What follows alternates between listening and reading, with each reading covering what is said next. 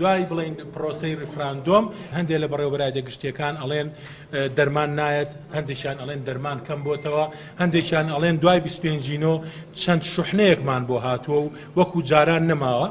ئێمە بۆ ئەم مەبەستە لەگەڵ سەرۆکایەتی ئەنجومەنی وەزیرانە مشاوەرەی خۆمانمان کردووە، پلانی خۆمان داناوە و خۆم لەگەڵ بەڕێز وەزیری تەندروستی عێراق قسەم کردووە و پێم ڕاگەیاندوتم ئێوە ئەبێ بە ئێمە بڵێن ئایا لەمە دووە دەرمان بۆ ئێمە ئەنێرن یا دەرمان بۆ ئێمە نانێرن. ئەو بەڕێزە جوابی دامەوتی ئەو ئیستا ئەو دەرمانی کە کەم بۆتەوە ناردنی کەم بوونەوەکە هیچ پەیوەندێکی بە بارودۆخی سیاسی نێوان حکومەتی عێراقی فیدراڵ و حکومەتی هەرێم نییە.